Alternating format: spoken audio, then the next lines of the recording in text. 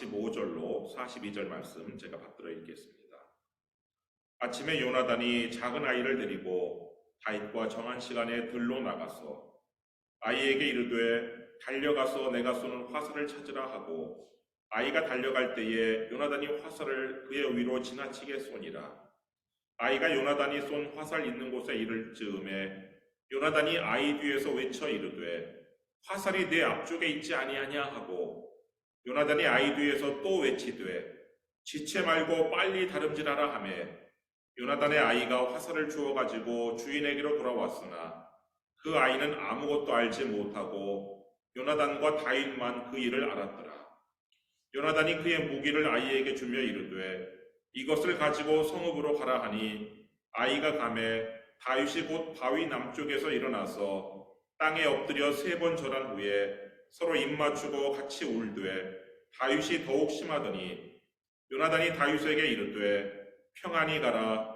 우리 두 사람이 여호와의 이름으로 맹세하여 이르기를 여호와께서 영원히 나와 너 사이에 계시고 내 자손과 네 자손 사이에 계시리라 하였느니라 하니 다윗은 일어나 떠나고 요나단은 성읍으로 들어가니라. 아멘. 다윗은 요나단이 죽었다는 비보를 듣고 활노래라는 조가를 지어 불렀습니다. 요나단이 활을 좋아해서 활노래라는 조가를 지어 불렀는데 그 조가의 가사를 보면 요나단의 사랑이 얼마나 컸는지 알 수 있어요. 사무엘하 1장 26절 말씀 보시면 내 형 요나단이여 내가 그대를 애통함은 그대는 내게 심히 아름다움이라.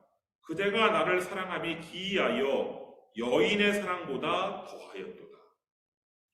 요나단의 사랑은 여인의 사랑보다 더 진하였어요. 여자는 남자를 사랑하면 인생을 건다고 하는데 그런 여인의 사랑도 이 요나단의 형제 사랑을 따를 수 없다라고 노래하는 거예요. 도대체 요나단의 사랑이 어땠기에 다윗이 그렇게 노래한 것일까요? 요나단의 사랑은 첫 번째는 아낌없이 주는 사랑이었어요. 사실 요나단과 다윗이 처음 만난 곳은 골리앗과의 싸움터였어요. 요나단은 지난 전쟁의 승리를 이끈 영웅이었어요. 그리고 지금 현재 군대 장관은 아브넬이고, 근데 이 요나단도 이 아브넬도 골리앗을 두려워해서 선뜻 1대1 싸움에 나가지 못했단 말이에요. 그런데 이 소년 다윗이 사울의 만류에도 불구하고 너는 소년이요 저 골리앗은 어렸을 때부터 용사다. 만류에도 불구하고 하나님께서 지켜주신다는 믿음을 가지고 용기 있게 출전하는 다윗을 그때 처음 봤단 말이에요. 요나단이. 그때 사울에게 다윗이 한 말이 이것인데 사무엘상 17장 한번 가보시면 사무엘상 17장 37절 또 다윗이 이르되 여호와께서 나를 사자의 발톱과 곰의 발톱에서 건져내셨은즉 나를 이 블레셋 사람의 손에서도 건져내시리이다. 사울이 다윗에게 이르되 가라 여호와께서 너와 함께 계시기를 원하노라. 이렇게 얘기하면서 출전하는 그 다윗을 보고 이 요나단이 다윗의 믿음과 용기를 보고 다윗에게 반했어요. 그래서 최고의 이 물매 실력으로 골리앗을 쓰러뜨리고 그 머리를 손에 들고 돌아온 이 다윗과 이 요나단이 형제의 언약을 맺었어요. 그리고 언약의 증표로 자신의 옷과 무기를 다윗에게 주었는데 거기 사무엘상 18장 4절 말씀 보시면 요나단이 자기가 입었던 겉옷을 벗어 다윗에게 주었고 자기의 군복과 칼과 활과 띠도 그리하였더라. 요나단이 입었던 겉옷은 왕자의 신분을 나타내는 왕자의 겉옷인데 그것을 벗어주었어요. 그리고 천부장의 군복도 벗어주었어요. 그리고 이 칼이 얼마나 귀했냐면 한때는 이스라엘 전체에 2자루밖에 없을 정도로 귀한 칼인데 이 칼도 주었어요. 또 칼만큼 귀한 활도 주었어요. 그리고 허리띠도 주었어요. 여러분 요나단의 이 형제 사랑은 자신의 것을 아낌없이 주는 그런 사랑이었어요. 초대교회의 형제사랑도 마찬가지였는데 사도행전 4장 32절 말씀 보시면 믿는 무리가 한 마음과 한 뜻이 되어 모든 물건을 서로 통용하고 자기 재물을 조금이라도 자기 것이라 하는 이가 하나도 없더라. 자신의 재물들을 아낌없이 내놓았어요. 나아가 사도 요한은 재물은 물론 목숨까지도 아낌없이 내놓아야 된다라고 말씀하고 있는데 요한일서 3장 16절 말씀 보시면 그가 우리를 위하여 목숨을 버리셨으니 우리가 이로써 사랑을 알고 우리도 형제들을 위하여 목숨을 버리는 것이 마땅하니라. 그리고 이런 형제 사랑이 없는 사람은 하나님의 자녀가 아니라고 말씀하고 있어요. 요한일서 3장 10절 이러므로 하나님의 자녀들과 마귀의 자녀들이 드러나나니 무릇 의를 행하지 아니하는 자나 또는 그 형제를 사랑하지 아니하는 자는 하나님께 속하지 아니하니라. 여러분, 여러분이 하나님의 자녀라면, 여러분이 하나님께 속한 자라면 반드시 형제 사랑이 여러분 삶의 열매로 나타나야 돼요. 두 번째 요나단의 사랑은 시기하지 않는 사랑이에요. 사울도 처음에는 다윗을 사랑했어요. 사무엘상 16장 21절 한번 보세요. 사무엘상 16장 21절 가셔가지고 보시면 사무엘상 16장 21절 또 다윗이 사울에게 이르러 그 앞에 모셔섬에 사울이 그를 크게 사랑하여 자기의 무기를 드는 자로 삼고. 사울도요 처음에는 다윗을 크게 총애해가지고 자신의 무기 당번으로 삼았어요. 그런데 그 사랑이 시기심 앞에서 무너지고 말았어요. 사무엘상 18장 7절부터 9절 말씀 보시면 여인들이 뛰놀며 노래하여 이르되 사울이 죽인 자는 천천히요 다윗은 만만이로다 한지라. 사울이 그 말에 불쾌하여 심히 노하여 이르되 다윗에게는 만만을 돌리고 내게는 천천만 돌리니 그가 더 얻을 것이 나라 말고 무엇이냐 하고 그날 후로 사울이 다윗을 주목했더라. 사울은 처음에는 다윗을 사랑했는데 사람들이 다윗을 떠받드니까 시기심으로 바뀌었어요. 그리고 그 시기심으로 이제는 다윗을 죽이려고 하는데 자기가 직접 창을 던져 죽이려고도 했고 블레셋의 손을 빌려서 죽이려고도 했고 음모를 꾸며 죽이려고도 했어요. 반면에 요나단은요 다윗을 시기하지 않았어요. 다윗이 자신을 제치고 군대 장관이 되었을 때도 시기하지 않았어요. 여인들이 자신의 이름은 빼고 자신의 아버지 사울과 다윗을 노래할 때에도 시기하지 않았어요. 또 온 이스라엘과 유다가 자신보다 다윗을 더 사랑했을 때도 시기하지 않았어요. 오히려 다윗을 죽이라는 아버지 앞에서 다윗을 감싸주고 보호했어요. 사무엘상 19장 4절 5절 말씀 보시면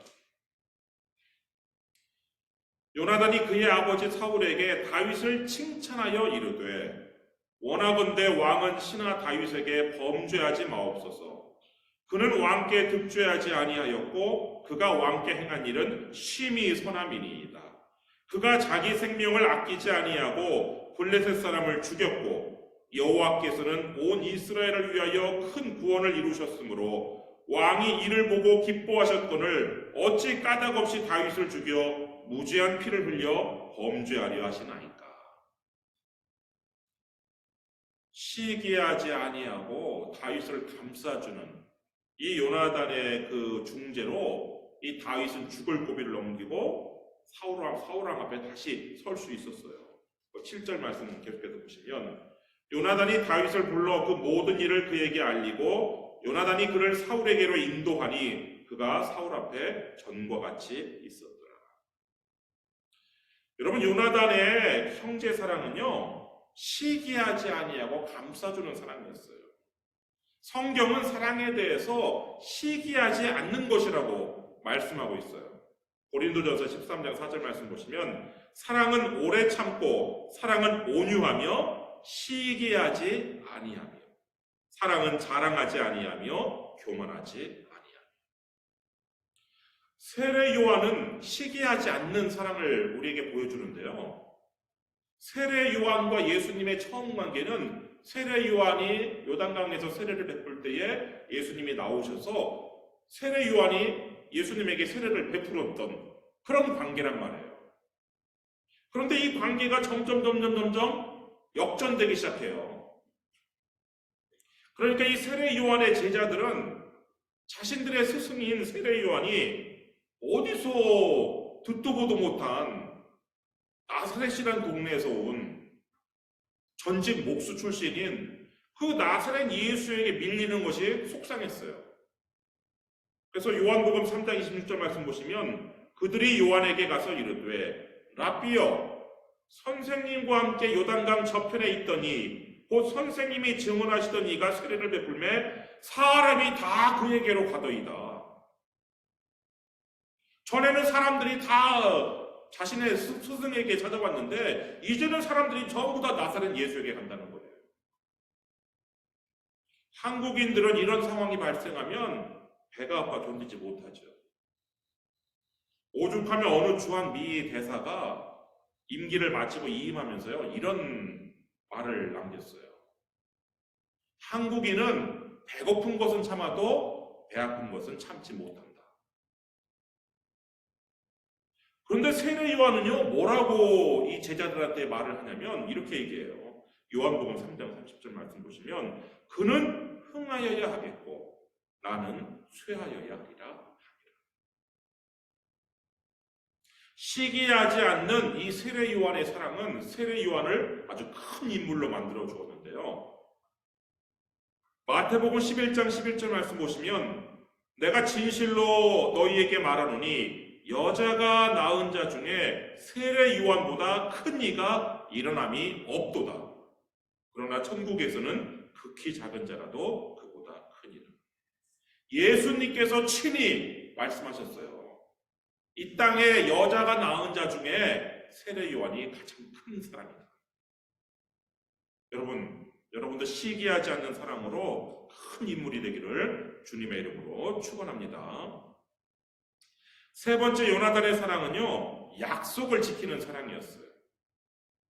오늘 본문은 다윗과 요나단의 이별 장면인데요. 다윗은 요나단을 찾아가서 자신이 지금 극심한 생명의 위협을 느끼고 있다고 말을 하고 있어요.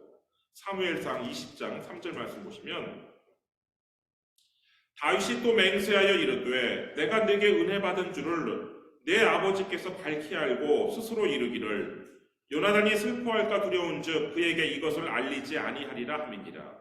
그러나 진실로 여호와의 살아계심과 내 생명을 두고 맹세하노니 나와 죽음의 사이는 한 걸음뿐이니라. 이렇게 다윗이 요나단에게 나와 죽음 사이는 이제 한 걸음뿐이야. 난 한 걸음만 내리면 죽게 돼 있어. 너희 아버지가 나를 죽이려고 해. 이렇게 얘기를 하니까 이 요나단은 처음에는 다윗의 말을 의아하게 생각했어요. 왜냐하면 자신의 아버지가 하나님의 이름으로 다윗을 죽이지 않겠다라고 맹세했기 때문에. 그리고 그동안 다윗을 죽이려고 했던 사실은 요나단에게는 비밀로 하고 이 아버지가 했기 때문에 처음에는 다윗의 말을 의아하게 생각했는데 정말 그런지 이 다윗의 소원대로 아버지의 의중을 파악하는 계획을 세워요. 거기 18절 말씀 보시면 18절 19절 요나단이 다윗에게 이르되 내일은 초하루인즉 내 자리가 빔으로 내가 없음을 자세히 물으실 것이라. 너는 사흘 동안 있다가 빨리 내려가서 그 일이 있던 날에 숨었던 곳에 이르러 에셀 바위 곁에 있으라. 이 초하루라는 것은 당시에 음력을 사용하고 있었던 이스라엘 달력에서 매월 1일이에요. 월삭이라고도 하는데 그 매월 1일은 달이 15일은 보름이 되잖아요. 이 보름이 됐던 달이 기울어가지고 이제 30일이 되면은 완전히 없어지고 1일이 되면 다시 이제 시작하는 그런 달의 첫날이 초하루인데 월삭이라고도 부르고, 이 날은 이스라엘에서는 안식일과 같이 예배를 드리며 쉬는 날로 하나님께서 정해주셨어요. 민수기 10장 10절 말씀 보시면, 또 너희의 희락의 날과 너희가 정한 절기와 초하루에는 번제물을 드리고 화목제물을 드리며 나팔을 불라. 그로 말미암아 너희의 하나님이 너희를 기억하시리라. 나는 너희의 하나님 여호와니라. 근데 이 안식일과 초하루의 차이는, 안식일은 번제만 드려요. 죄를 용서해달라는 번제만 드리는데, 이 초하루에는 번제와 함께 화목제도 드리는데, 이 화목제라는 제사는, 번제는 그냥 가죽만 빼고 전부 다 하나님께 태워드리는 제사예요. 그러나 화목제는 그 제물의 기름만 하나님께 태워드리고, 나머지 고기는 나눠 먹는, 고기는 먹을 수 있는 그런 제사예요. 다만 화목제물의 그 고기는 하루나 이틀 안에 다 먹어야 돼요. 그거를 셋째 날까지 놔둬서 먹으면 그건 그 제사가 무효가 되는 거예요. 그렇기 때문에 소 한 마리를 잡았어요. 근데 이거를 하루나 이틀 안에 다 먹어야 돼요. 양 한 마리를 잡았어요. 이걸 하루나 이틀 안에 다 먹어야 돼요. 나 혼자 어떻게 먹어요? 그러니까 그 화목제를 드리는 날은 온 가족이, 온 동네가 잔치하는 날이에요. 옛날 시골에서 돼지 한 마리 잡으면 온 동네가 잔치하듯이, 이 화목제를 드리는 날은 그렇게 온 사람들이 모여서 공동 식사를 하는, 고기 먹는 그런 날이란 말이에요. 이런 이유로 이 초하루에는 지금 왕과 함께 요나단도, 다윗이 왕의 사위잖아요. 그리고 왕의 군대장관 아브넬도, 이 신하들이 다 왕과 함께, 내일이 초하루인데 초하루에 모여서 공동 식사를 하도록 지금 예정이 되어 있단 말이에요. 그런데 이 요나단이 다윗에게 그 공동 식사에 참석하는 대신에 숨어 있으라고 한 거예요. 그리고 공동 식사에 빠진 이 다윗에 대해서 아버지가 어떻게 반응하는지, 그것으로 이 사울의 의중을 이제 파악하기로 한 거예요. 이 사울은 공동 식사 자리에서 그동안 요나단에게 숨겼던 속마음을 노출하는데, 31절 말씀 보시면, 이새의 아들이 땅에 사는 동안은 너와 네 나라가 든든히 서지 못하리라. 그런즉 이제 사람을 보내어 그를 내게로 끌어오라. 그는 죽어야 할 자이니라 한지라.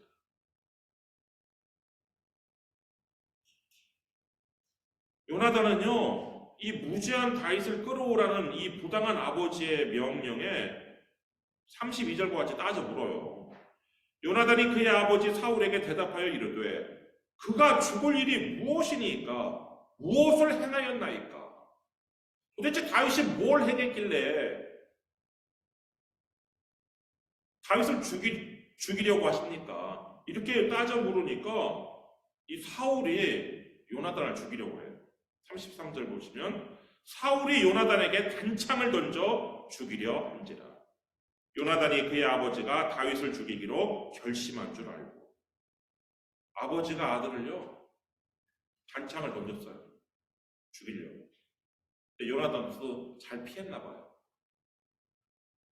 이렇게 해서 요나단이 다윗이 한 말이 사실이라는 것을 알게 된 거예요. 그리고 하나님의 이름으로 맹세했던 지난번에 그 말은 이렇게 쉽게 아버지가 버렸다는 것도 또한 알게 된 거예요. 그래서 이 요나단은요, 이 다윗에게 이 사실을 알리고 도망치게 해주는데, 먼저 다윗과 약속한 시간에 다윗이 숨어있는 들로 나가요. 35절 말씀 보시면, 아침에 요나단이 작은 아이를 데리고 다윗과 정한 시간에 들로 나갔어. 그리고 다윗과 약속한 대로 화살을 쏘아요.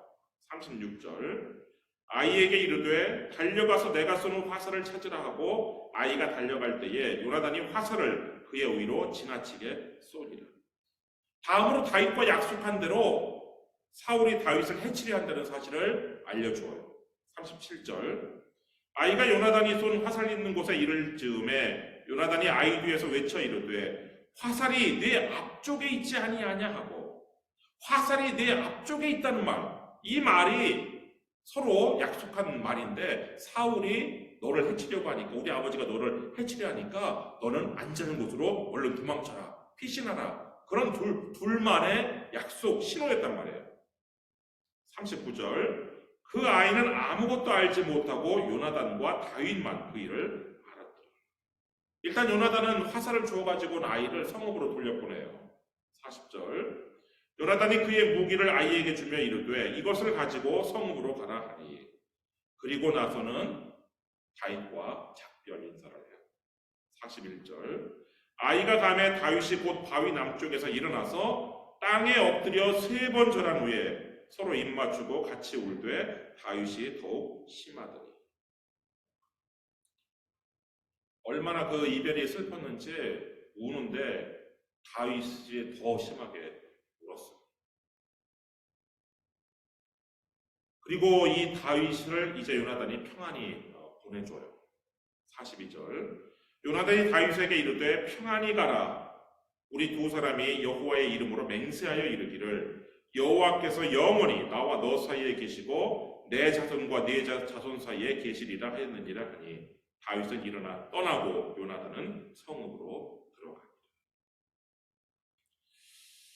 여러분 요나단의 이 형제의 사랑은요, 이 형제와의 약속을 지키는 사랑이에요.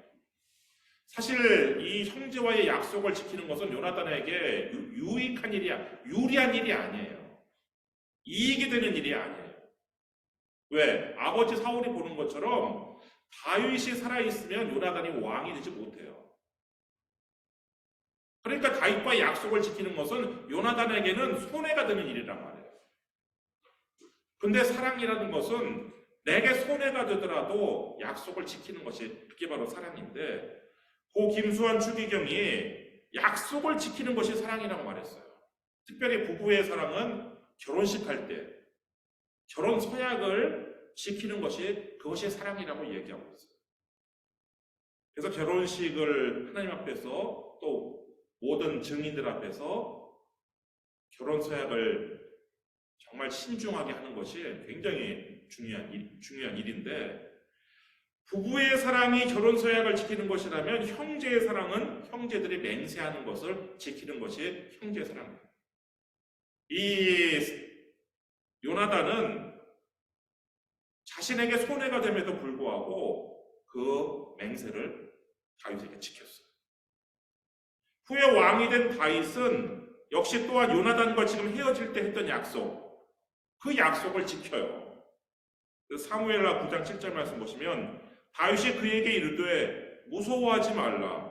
내가 반드시 네 아버지 요나단으로 말미암아 내게 은총을 베풀리라.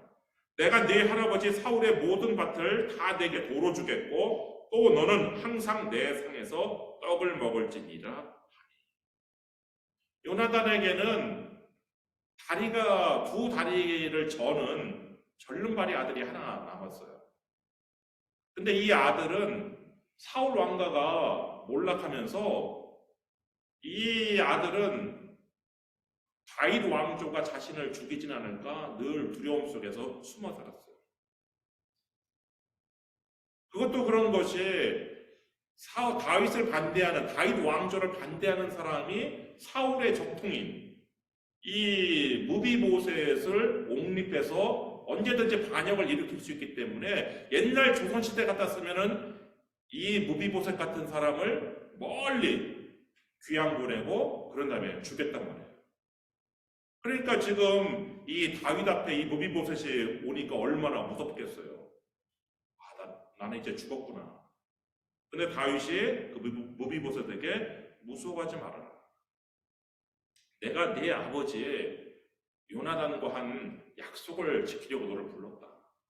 그러면서 사울이 가지고 있었던 모든 밭을 이 무비보셋에게 다 돌려주고 자신의 아들처럼 대우를 해요. 자신의 상에서 왕자들하고 먹는 상에서 이 무비보셋이 함께 앉아서 떡을 먹을 수 있도록 식사를 할 수 있도록 이런 은혜를 베풀었다고 해요. 여러분 요나단의 사랑은 오늘 우리들에게 귀감이 되죠. 여러분들도 아낌없이 내주고 시기하지 않으면서 약속을 지키는 그런 사랑을 하시기를 주님의 이름으로 축원합니다. 기도하겠습니다.